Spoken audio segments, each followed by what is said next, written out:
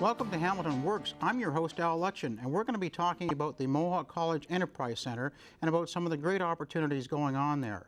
We recently had the opportunity of visiting their Stony Creek campus and got a look at what they're doing in their welding department.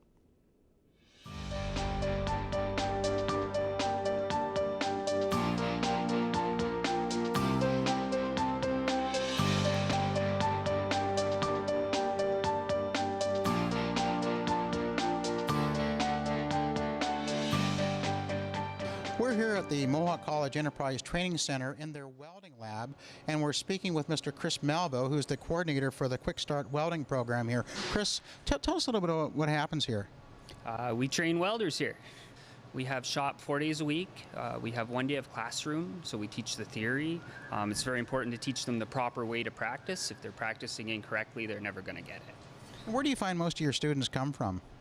A lot of them come through a second career program, so a lot of them are have been employed in sort of low-level jobs for a long time, and they're having trouble, climbing the ladder and getting a decent pay rate. We have students from all walks. Some of them have never welded a day in their life. Some of these guys have been welding 20, 30 years, and they just want some more advanced training. Here, our program focuses on getting them their CWB welding certification tickets. So we really want them to get their tickets, and that's their foot in the door to get a job. We're talking with Ian Leeming here at the Mohawk College Enterprise Welding School. And just wondering, Ian, I understand you're back here to get some recertification, so just tell us a little bit about that. Yeah, I've been welding for a great number of years, but as a welder fitter, you must re-qualify your tickets every 2 years. Mine had expired, so this is a great facility to renew your tickets. Jim, tell us what the average day would look like for a student here. We start at 7:30 in the morning, we run till 2. We run from beginners right through intermediate to advanced. So we prepare them for the CWB, flat, horizontal, vertical, and overhead. And if they get to finish those, they go on to pipe. We go through the welding machines. Some of them haven't had the experience of the new equipment, so they have to be shown how to do that. Burner table, torch, and there's different electrodes they're using. So a lot of people think welding's easy. It is, but it isn't. There's practice. So if you're willing to put the time in, you'll get the results. And do you find the students have a lot of satisfaction when they complete the program? The ones that show up and put hard time in, yes, they do. And roughly how long is the program start to finish? 6 months. There's a lot to cover in 6 months. We've had advanced people in here, and they sometimes struggle to get to the pipe. Most people don't get to the pipe, but if they do, they've done extremely well. And so the pipe is kind of the bigger piece of it? Yes, it is, yes. Just tell us a little bit about that. The pipe, well, some of them want to get their 6G, which is Ontario. 5G is considered B pressure, which is for the Western. So, and it's there's a lot to it. It's welded in a couple different positions. When they attain that ticket, they're pretty well ready to go out in the field. I come from a table where Dad was a welder, but I don't have a machine at home. So you hear the stories and got myself ready for that. Set myself up through second career with the hours that I needed to do EI and made a plan and stuck to it. And how did you find that process and getting connected with second career? I got really informed on how my future will look just through the job searches. Got lucky with the amount of welders that are going to be needed in the future. So I had a hand in hand where I liked it and there was an opportunity. We're speaking with Audie McCarthy, who is the president and CEO for Mohawk College Enterprise. Audie, welcome. Thank you. That was a lot of fun, just checking to see what your students do there. Yes, it was.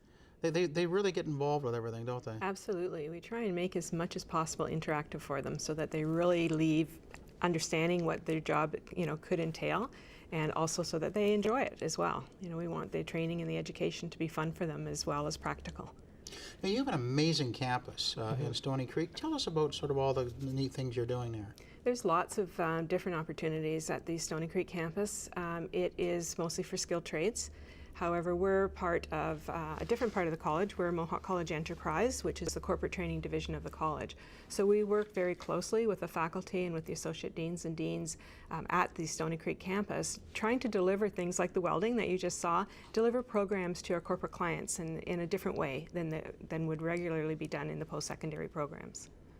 And what types of sort of students come to you? Are they sort of people who are going into a second career, or they've been in welding and they're trying to get their recertification? For the welding portfolio, it is mostly second career. So our program is actually called Quick Start Welding. So it will help people who are looking at that second career get through the program a little faster. The college itself also has post-secondary programs in welding too, and they would attract more of the students coming right out of high school. And is it difficult to attract students to the school, or do you have a waiting list?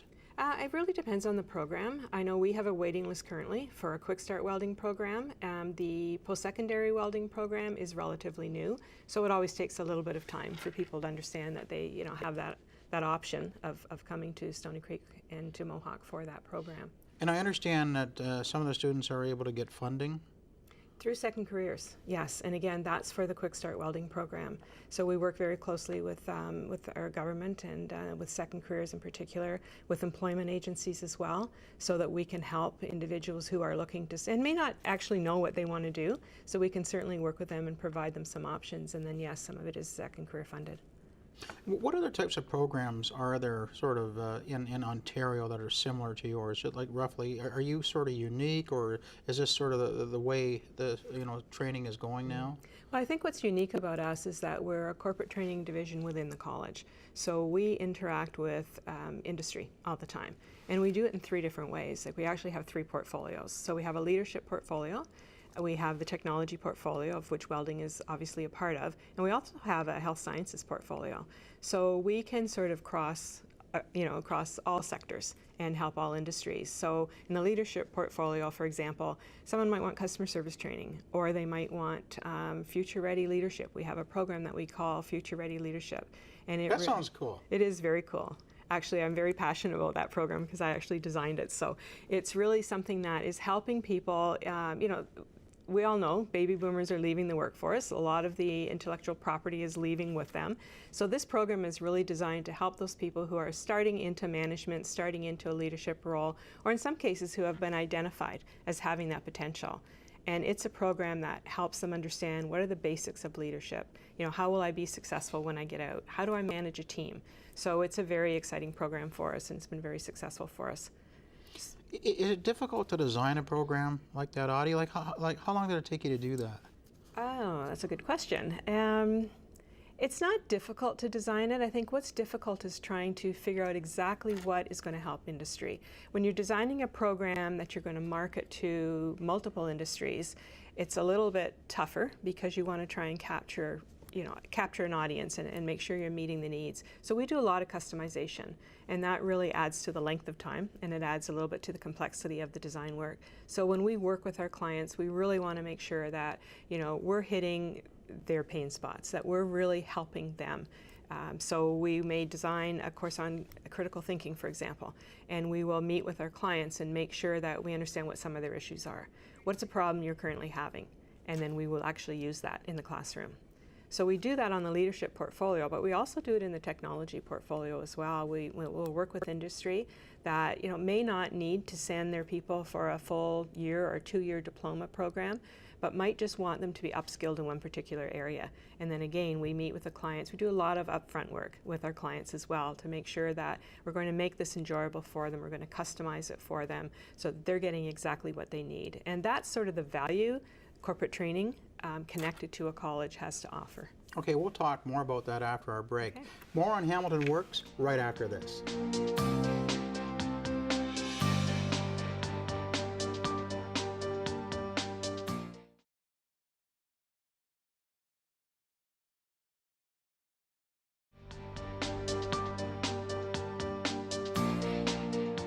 We're talking about some of the great things that are going on at the Mohawk College Enterprise Center in Stony Creek, and we were speaking with Audie McCarthy, who's the president and CEO. Audie, just before the break, we were talking about some of the customization of programs. Yes. I'm wondering if we just dive a little bit deeper into sort of how you customize programs in relation to companies who want you to come actually on site to train some of their workers. Okay, we have quite a few examples of doing that as well. And again, we really try and work with the client to see what their needs are. We have one program going on right now that is actually a post-secondary program. However, we're delivering it in a very unique way. So it's with Linamar in Guelph. So for example, it is a post-secondary program, so at the end of the year, these employees will actually have a diploma in mechanical techniques. What's different about this is that we've done it in blocks. So instead of having them go September through to April, we've condensed it into 3-week blocks. During that 3-week block, they'll come into our Stony Creek campus for 2 days of practical application in our labs, but then we go to Guelph for 3 days for theory.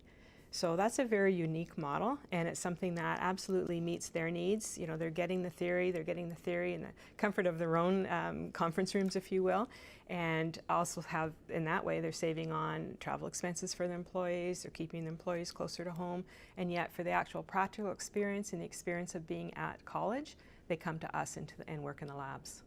So that's a true win-win situation, isn't it? Absolutely. And that's always what we strive for.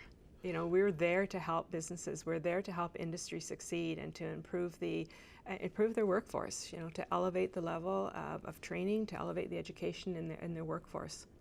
And so is this open to sort of any company that can approach you on this? Absolutely. Any company in any industry, because again, we work with leadership, health sciences, and technology. So we do a lot of work in manufacturing, but we also do a lot of work in hospitals and in different municipalities as well. So we cover a broad spectrum for sure. And is it expensive for companies to do? Of course not. No, you know what? It really, once again, because we're associated with the college, we really believe in making things work for our clients. So again, we work with our clients on pricing and everything as well. And what reaction do you get from sort of the workers who are coming into this training? They love it. And again, a lot of it really depends on how it's positioned with them, quite honestly. If their managers are saying you've got a customer service problem and you're going to training to fix it, they're not going to be so happy when they come to us. But with our Future Ready Leadership Program, the leaders in those organizations that we work with are inviting their people to attend. So they're really making them feel special about the opportunity, the investment that's being made on their behalf. So most of our people who come in are really happy to be there. And again, it's that sort of that cross section between training and education, being affiliated with the college, you know, living the college life a little bit as well. So it's a really good combination. And how do you feel about how this program fits into the to the advanced skill set shortage that we keep hearing about here in Canada? I'm interested in your perspective on that. It absolutely fits for a number of reasons. Certainly on the skilled trade side, again, we can work with employees who are already in place, who, you know, for whatever reasons may not be at the skill level that they need to be at. What we're finding a lot of is as the technology changes in the industry, you know, in the plants, those types of things, that some other people are being left a little bit behind. So that's where we come in. You know, we can do assessments to see whether they've got the skill set, whether they've got the ability, whether they've got even the interest, you know, in taking on a different type of a job that might be more computerized versus manual production type job. So we do the assessments first usually with our clients, and then we work on developing the training program for them. So it really helps them escalate. The value for the client is, again, they're getting customized, very specific training. And the other value for them is that often we can do it in their location or we can do it in our location. So they have some choice there. And it helps their retention. You know, so they've already invested in these people. Some of these people have 20 years experience. And all of a sudden the technology changes, not all of a sudden, but you know, the technology changes in their plant. Yeah. And this really helps them feel a little bit more comfortable as well, that they're going to be able to make some of the transitions that are required of them as well. So industry's got to really like you. Yes. Because you solve a lot of their problems. We do, and that's exactly what we aim to do. You know, we're not out there just to pitch a program. We're definitely out there to help solve. We're community-based, obviously. You know, Mohawk College has been in Hamilton forever, and Mohawk College is very, very focused on developing our community and helping our community. So although we do go outside of Hamilton as well, we have many clients outside of the Hamilton boundaries, we really are focused on helping improve the skill set, helping improve industry, manufacturing, or any other industry within our own local area for sure. Do you think there's a need for a national education strategy in Canada? That's a good question. I think there probably would be value in an overall strategy, because I think the issues are very similar. You know, they may vary province to province, but I think everyone's feeling the skill shortage. You know, just the demographics alone. So, you know, whether it's a national strategy or whether it's, you know, a think tank where people are really starting to, because we've known about this for years. It's just hitting us now. So I think it's really just about, sitting down with people and saying, this is the reality. We need to prepare our workforce. We're not going to have enough workers. How are we going to manage this going forward? I mean, what intrigues me about what you do is that you're so tuned into this core issue. But I sometimes wonder, and I sometimes worry about, where the education system overall is going, and how universities fit into this, how other apprenticeship programs fit into this, and how as a community and as a nation we continue to have that skilled workforce that corporations are crying for now. It is certainly a large issue and requires a lot of different organizations and people to be involved in it. Again, we do apprenticeships, so that's one way that we connect with industry and again help them prepare. We partner with many of our organizations, so they're not just clients, they're actually partners with us, and we can work with them on a number of different concerns and issues they have. And I think because we have that broad spectrum of leadership as well as technology, as well as whether it's production training, whether it's computer training even, we do that as well, that we can help solve a lot of those problems. Because one of the important things that we're finding as well is when we're working with, if it's tradespeople or if it's production people, it's really important that we work with their managers too, so that their managers understand what they're going to be getting, what they're learning, what some of the issues might be. There might be things that come up in our classrooms that employees might not be comfortable talking to their managers about. We can help them through that conversation as well. So we do more than just train. We really try and work with our clients to, again, make that change and make that transition easier for them. And how does sort of recruitment tie into what you're talking about? And what I'm referring to here is sort of when companies are out recruiting for help, and they find people that they really like, but they don't have the skill set. So is this kind of where you tie into that piece?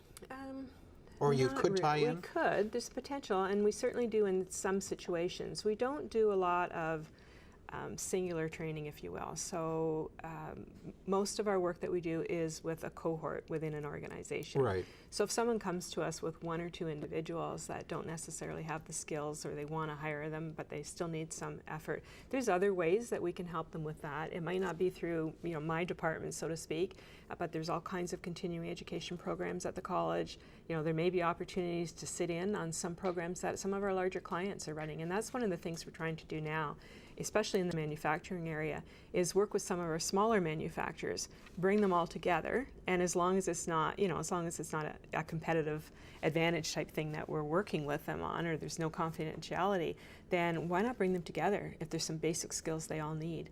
So that when you have your smaller manufacturing companies who may only have 2 or 3 people that need training, can't afford to do it, we don't do it for 2 or 3 people. But if we can get 4 or 5 of those companies together, get a whole group, then they can, just even the idea sharing and the team building amongst them can only help the community as well. And so this has got to be a real relief to some businesses and business owners, where they know they can turn to you to get this kind of educational skill upgrade. Because without an organization like yours, they would be in some difficulty, I would think, right? Absolutely, absolutely. It's a struggle.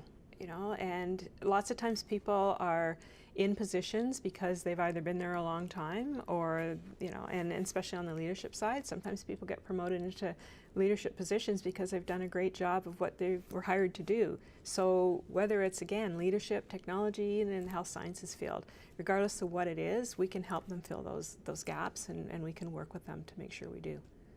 And what's sort of the timeline, Audie, say from the time somebody comes to you and says, we have a problem, we've got a cohort of, say, 25 people, and we've got to have this kind of computerized skill set. Maybe it's CNC, 3D lathe operation, or milling, or something of that nature.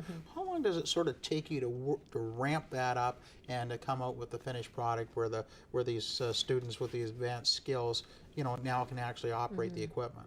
Well, the example that I spoke about with Linamar, we started working with Linamar, or talking to Linamar, I believe in the early summer, and we had that ready to go, a full program in September.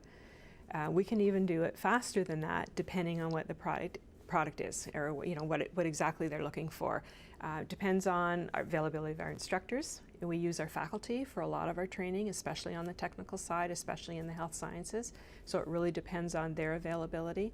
It depends on labs. We have post-secondary programs running at the campus all the time. So when can we get our corporate clients in?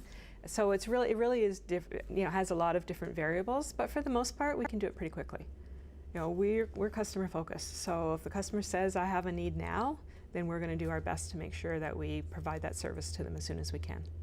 And is most of your contacting companies with the owners or the HR department if they have one, or how does that kind of work?